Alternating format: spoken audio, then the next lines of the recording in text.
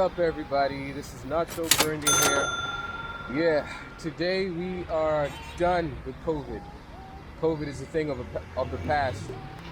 And so, after 2 long weeks of isolation, I thought I would reward myself today with a 17-kilometer ride to the Congolese border. Hopefully we make it there, and hopefully the border is open.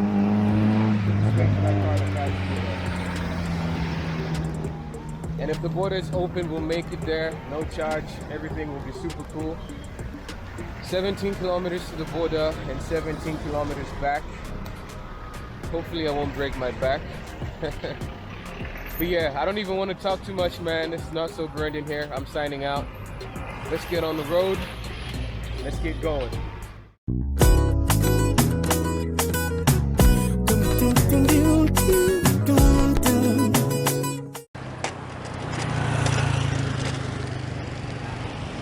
Now, I am not usually a talker when I'm riding, but I'm gonna try and do that today. So the journey is 17 kilometers if you were to start exactly from this roundabout.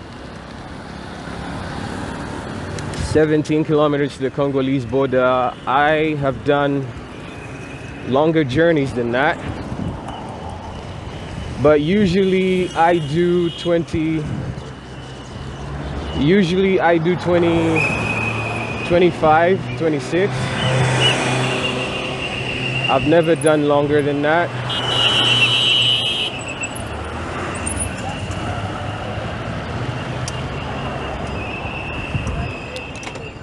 And so today is going to be my first attempt at doing, because if I do 17 going and 17 coming back, plus the 4.5 kilometers it took to get to the place where I started recording from, that would be 34 plus 34, which is roughly about 38 kilometers. I've never done 38 kilometers in one go, and so I'll try doing that today. Yeah, COVID was hella hectic, man. It was pretty fucking hectic. But apparently, once you get it one time, you're good to go for about 6 months before your body's immune system begins to deregister. Or rather, forget the virus or how to tackle it or whatever.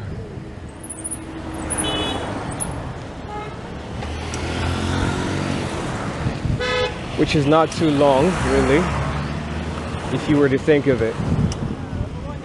But yeah. Anyway, I'm not sure I'm gonna make it. I'm just being overly optimistic, but I think I'll make it. I'll make it. Strong enough, brought enough water, brought enough sugar with me and snacks and everything. I can always stop along the way to eat. Refilled my energy. Okay, so I had no plans whatsoever as to what I would talk to you guys about today. And why is it foggy?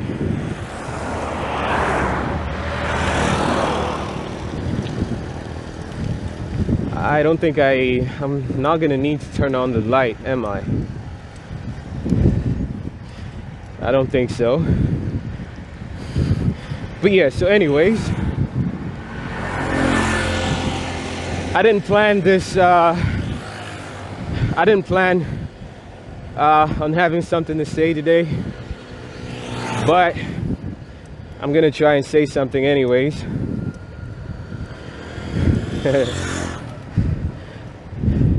But anyway, I'm just gonna free ball with it as I ride. Things will come to me naturally. And the first thing I'm thinking about right now is how empty this road is. It's an empty road, and it is a super long stretch. 17 kilometers to the end of the line, 17 kilometers back. That should be enough for one person in a day. Enough without rest, that is.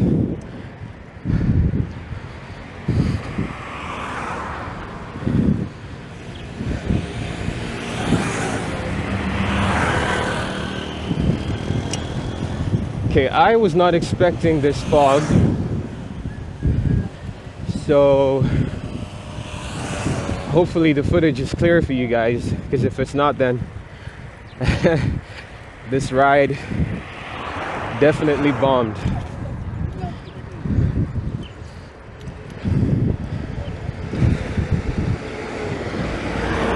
And I forgot to check the meter. Let's see how far in we are. We're 1.9 kilometers in, averaging out about 20 kilometers an hour. Now there's info on how long it would take a car to get to the border from the roundabout. And then you have info on how long it would take a person walking, but there isn't any info on how long it would take a cyclist to get there. So on foot, it says that the journey is about 3.5 hours or 4, and with the car, I forget what the estimate was, but it shouldn't be more than 20 to 30 minutes. And that's like, I am outstretching, overestimating, rather.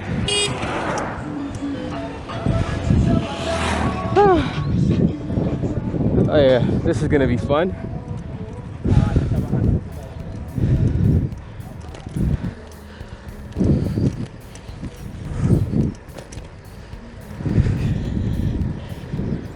Hopefully I got the camera angle right. I would hate to mess up on fundamentals, the basics.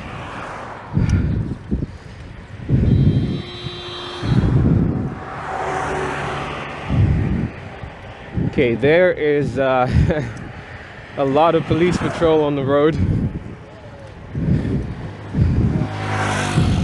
I guess it makes sense, with this being the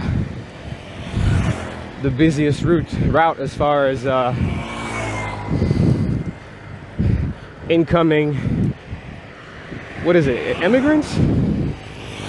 As far as people coming in from other countries, especially Congo.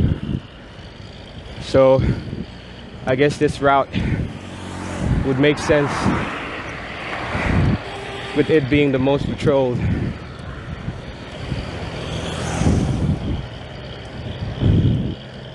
Okay, I think it's story time. I want to give you guys a little bit of my background. Now, where do I start?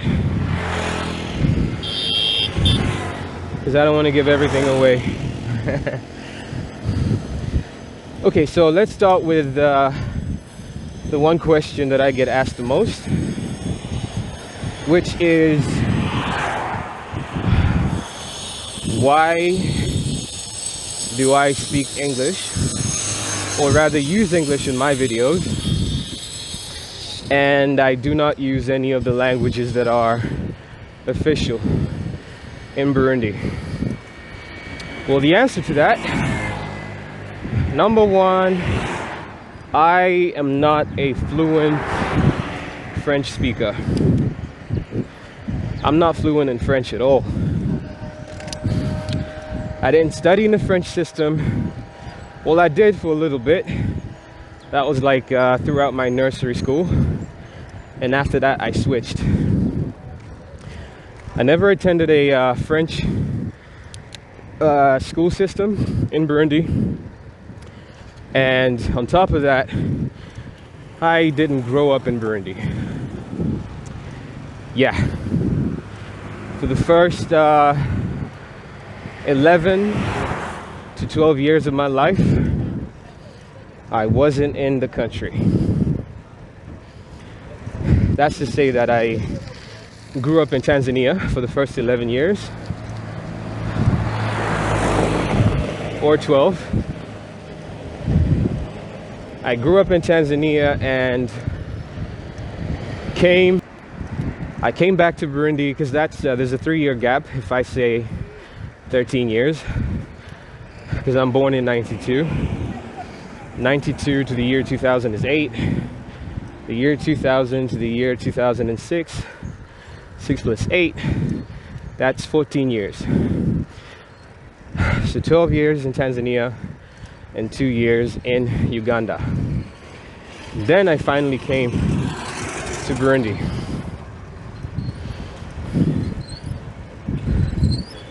So 2006,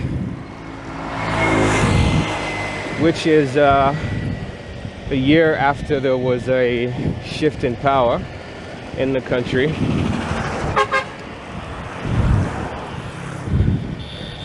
A lot of Burundians migrated back into the country in 2006. Some did it earlier, but most of us turned up after 2006, and I am among that group of people. So 2006, I come back. No Kirundi. I do not speak Kirundi at all. I do not speak French. Only thing I had with me was Swahili and English, of which I wasn't really too good at. And okay, don't get me wrong, because by that time I had spent I did grade 1 to grade 6, all in English. But the thing is, in Tanzania, English isn't really used outside of class. When you're out and about, people usually they mostly use Swahili. They know how to read and write, and the vocabulary is not so wide.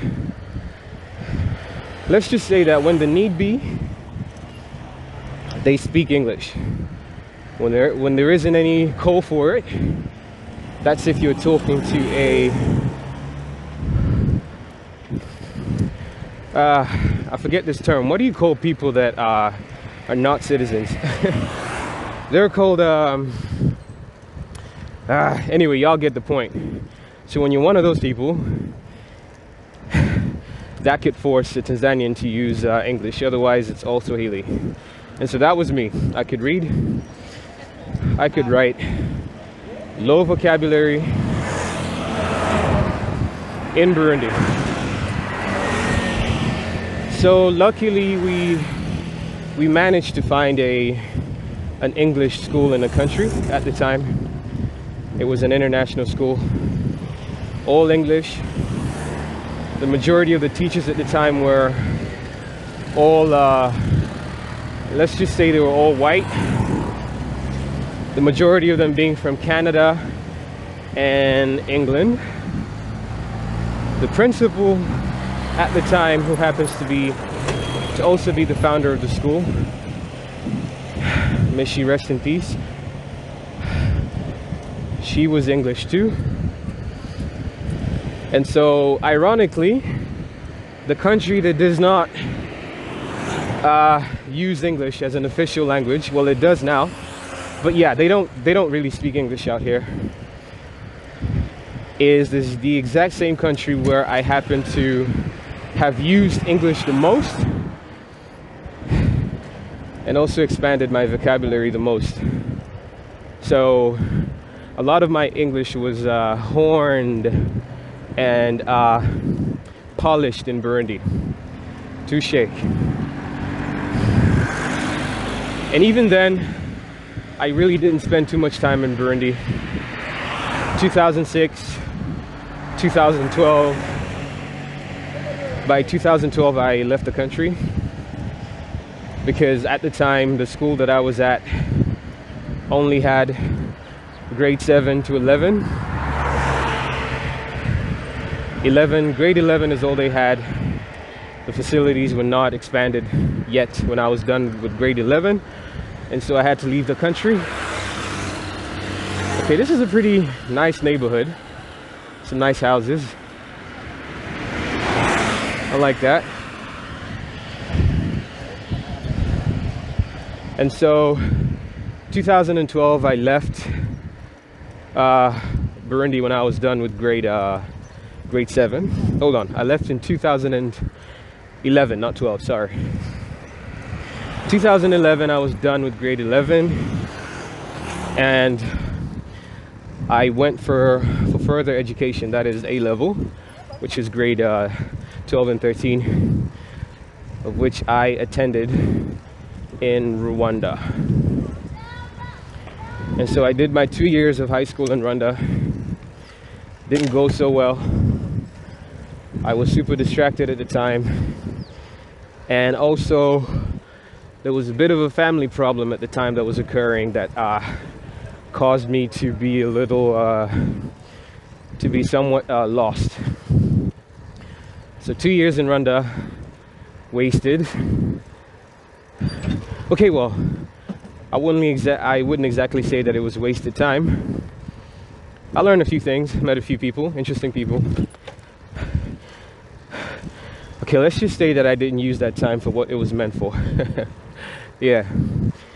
And so as a result of having low grades in high school, I had to attend a diploma program, a 2-year diploma program, which is mostly termed as college. College is where, for people that have not been able to get the marks required to get into university, and so you take a step back, the 2 years, into a course of your choice, which will be the exact same course that you will continue with into university.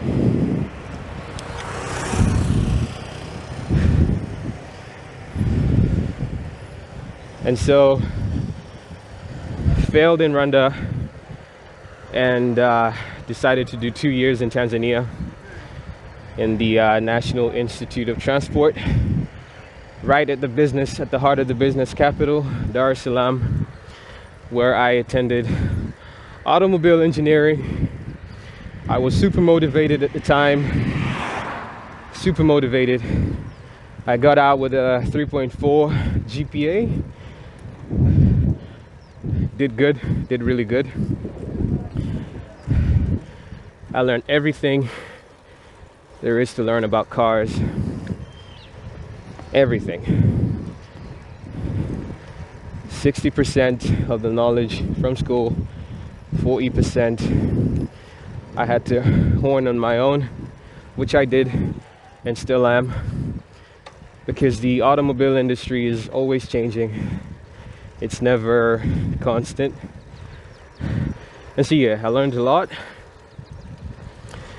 When I finished my diploma program, I went for a bachelor's degree in India. I attended a 4-year bachelor's degree in automobile engineering, of which I recently graduated from. I've done good too. Got out with an SPI of 7.1 out of 10,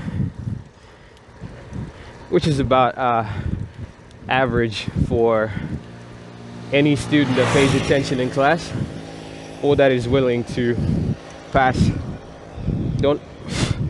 You don't necessarily have to be a genius to achieve those marks. But yeah, so I recently graduated from India and came back this year. And yeah, I'm looking to settle in Burundi and just wait out to see what the prospects are out here. Yeah, by the way, there is a whole beach behind these trees, but it's not exposed because the road is a little far out from the shore. It would have been a great scene for you guys, but yeah, y'all gonna have to forgive me. Maybe, I don't know, maybe I'll take a little bit of footage on my way back to show to you guys. Y'all deserve it. Okay, speaking about taking footage in Burundi, why am I doing this whole YouTube thing? Well, originally, and still, which still is, the idea was to showcase Burundi in a positive light. So what I mean by that is, I spent four years in India. Oh wait, hold on, correct that. I spent 5 years in India. That was 4 years of school and 1 year of internship. Jeez, how could I forget that?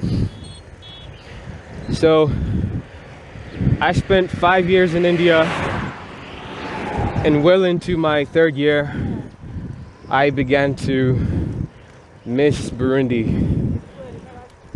Great deal. I missed home a lot. I just missed seeing the place, seeing the people, listening to them speak Kirundi, Swahili, whatever. And what happened is, every time I got on YouTube to search for a video, all I would come across were videos from 2005, 2004, videos of 2010, 2011, which, for anyone that is familiar with Burundi, those were not very good times. Those were times of political unrest.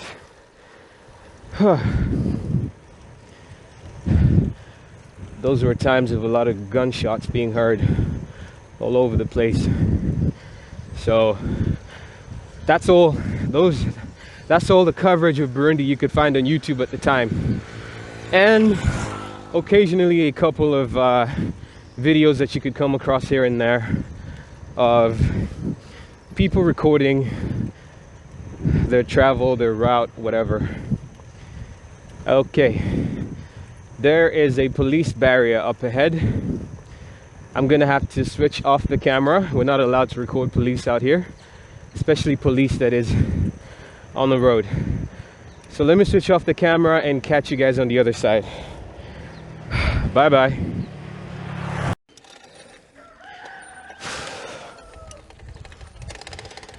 Okay, so something interesting just happened. I passed the police checkpoint with my camera switched off. I passed through. It wasn't a problem passing through. But then the problem is that I passed through and there was this policeman walking past the bridge. So he was walking past the bridge, and I wanted to stop by the bridge and take videos of the river, you know, the river that the bridge crosses. And as I wanted to do that, I thought to myself, okay, I know my people can be pretty rowdy sometimes. You know, everybody wants to take advantage of a situation. And so before taking out my camera and recording, I just, you know, I asked him out of the blue, which I think I shouldn't have. I asked him, yo, is it allowed to stand by the bridge and take pictures and videos? And he was like, no, it's not allowed. And I'm like, okay. So what if I asked you for permission as a policeman that is, you know, tasked with the barricade that's like right by the bridge? It's like, nah. He said he wasn't the person that gives the authority for people to do that. he said that in order to do that, I had to ask permission from the I had to ask for permission from a park that was like right by the bridge. And I'm like, oh, okay. So I went to the park authorities and asked for permission. It was a long talk. I asked permission and they told me rather that I had to pay to get permission to film. And I'm like, oh, okay. So how much is it? He told me 100 grand at first. 100,000 Burundian francs, which is roughly about $32 to $33, which I don't have, because I'm not out here walking around with 100,000. So then I started to take my leave. He called me back and he said, would you be having 50 grand? And I'm like, no, not, because 50,000 Burundian francs is still about $15. Anyway, I was like, this is going to be complicated. From my quick judgment, it doesn't cost anything. It shouldn't cost anything to take videos in a publicly available and readily available river. My mistake was asking for permission. I should have taken the videos first and then have them encounter me. Then I could have just made up something of my own. I could have made up something straight off the bat, just like they did with that BS about paying. So I guess I'm going to show you guys the river on my way back, if there isn't any police by that area. But yeah, they wanted some quick cash, of which I didn't have, and I wasn't going to give it even if I had anyway. I would have given about, just for the sake of having a smooth ride through, I would have given about 2 grand, 2,000, take some quick videos and bounce. But yeah, whatever. Let's keep going.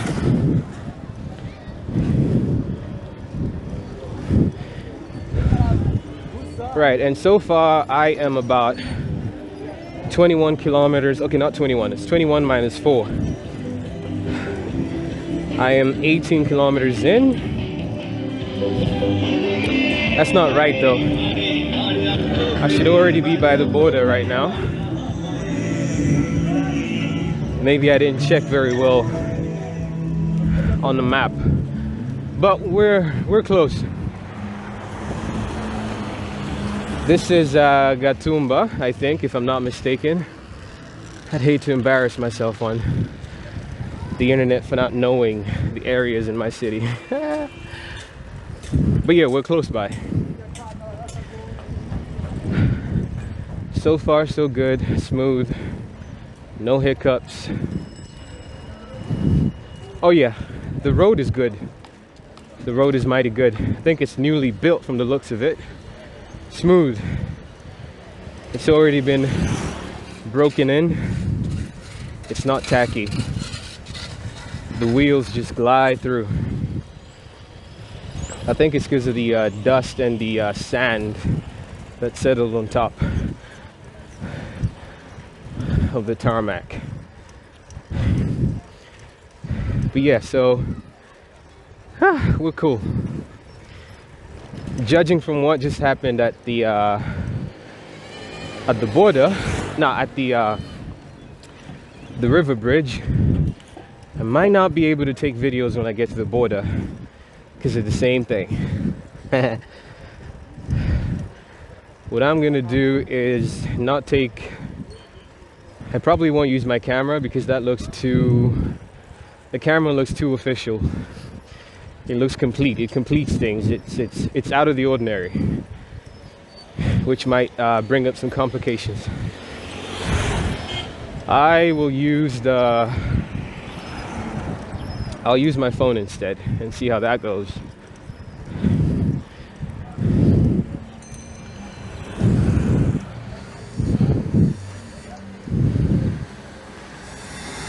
So yeah, story of my life is that I'm in Burundi right now, currently searching for a job and working on some projects.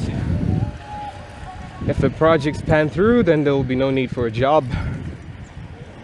If they don't, I'll get a job so that I can be able to support myself, you know. Just to have money for this and that, little things.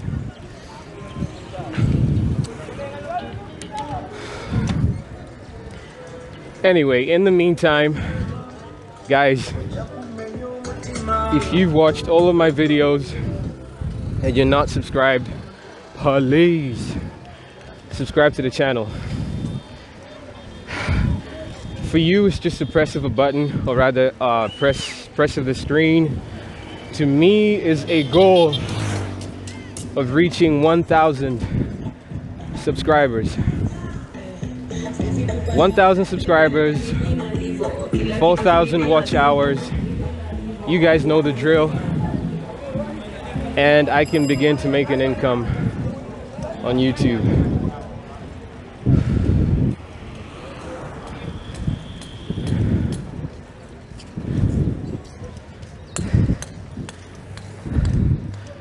So yeah, subscribe to the channel, like the videos.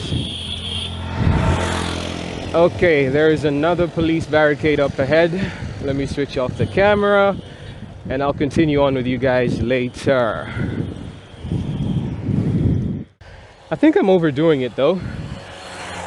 I don't have to switch off the camera, not unless they stop me.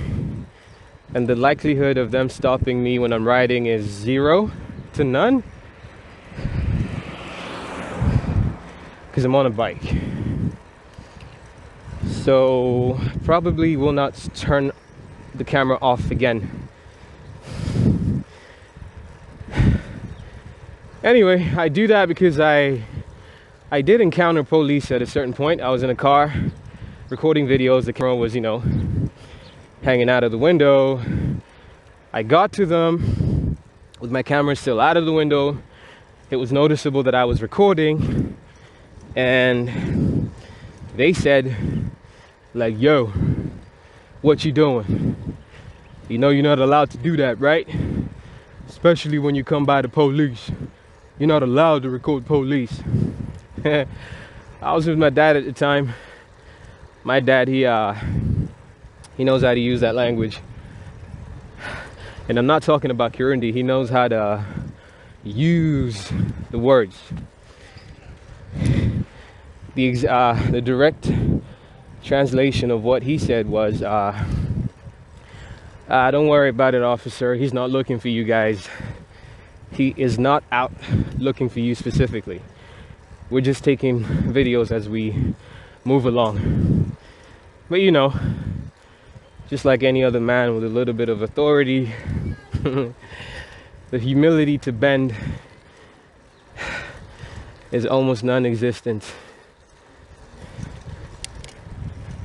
with Africans that have power. He insisted, I didn't speak, kept the camera out the entire time. Anyway, they let us go. And yeah, had I been alone, that would have been a whole different bowl game. That would have been a different story, because I have an attitude, especially when it comes to things that don't make any sense. I don't like shit that doesn't make sense. Okay, this is a long and nice stretch. I feel like I could crank up the gears a little. We can go faster than this.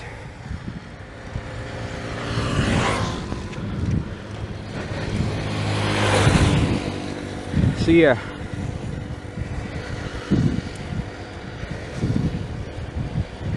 Now this right here looks good.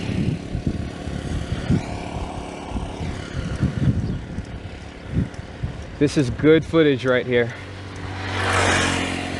The scenery is just awesome.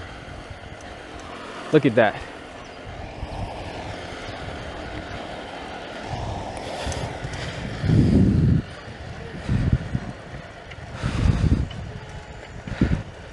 This is supposed to be another police barricade, but it's not active. It's cold.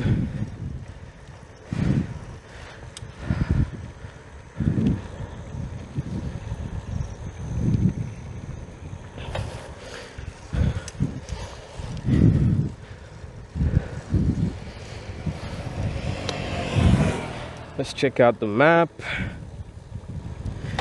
The map says that I am 18 kilometers in, but nowhere near the border just yet.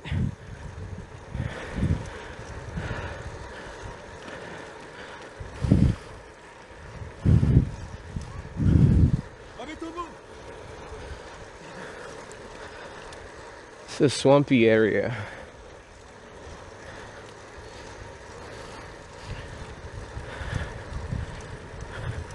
I was wondering why there was a bunch of cars parked out here. It seems like they're using the water from the swamp to wash their cars. And they're all taxis, all of them.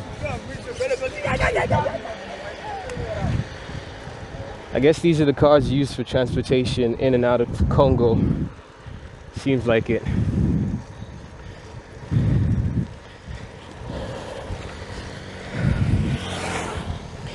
And usually I record my videos to about an hour and something. My battery is capable for about an hour, 20 minutes, I think, if I'm not mistaken. And so I can't post an hour and something of footage. I usually trim it down to 4E. Well, my world record is 4E6. I trim it down to 4E6 most of the times. No more than that.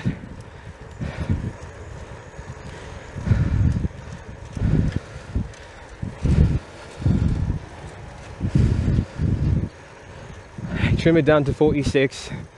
I could upload an hour of footage, but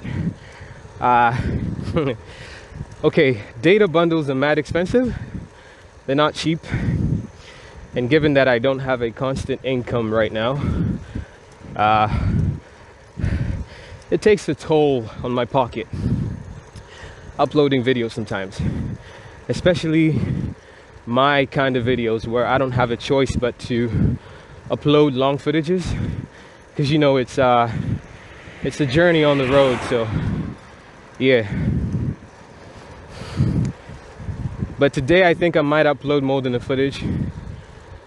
There's no way I could cut any of this out, especially where I'm at right now.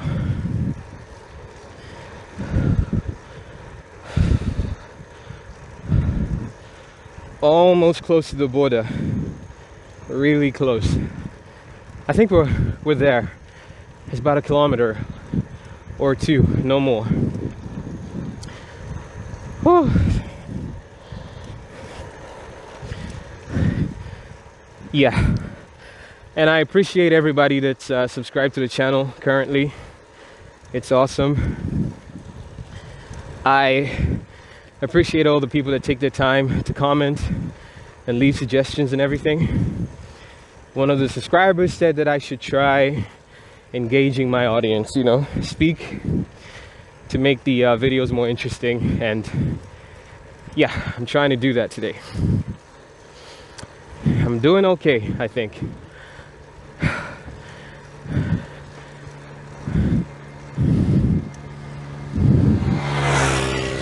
So, like I said earlier, the channel is meant for the diaspora,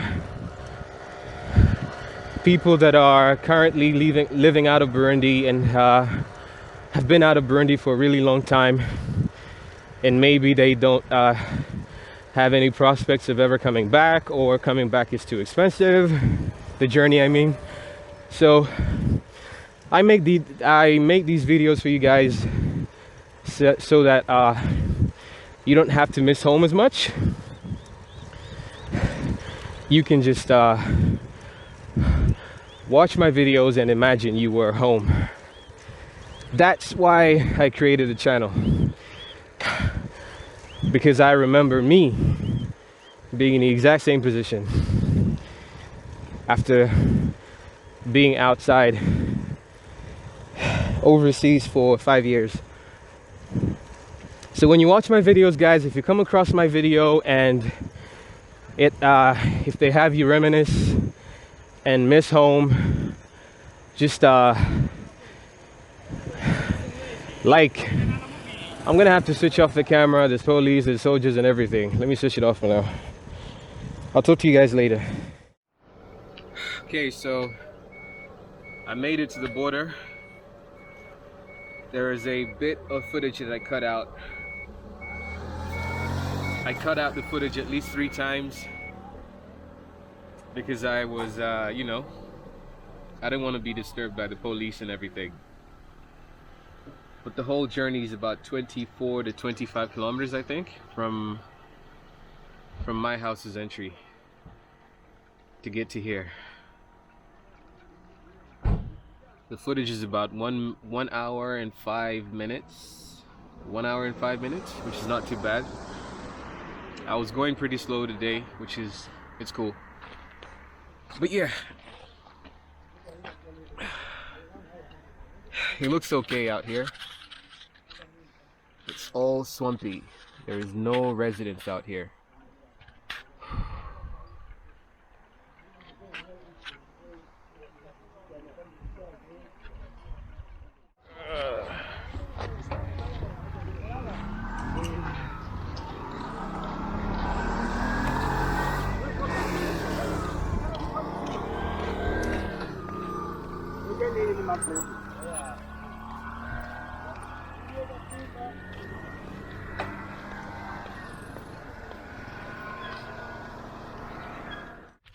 So that's it for me.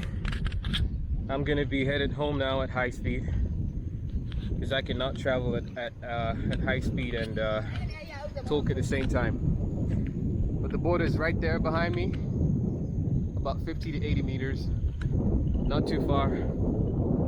We made it. See you guys next time.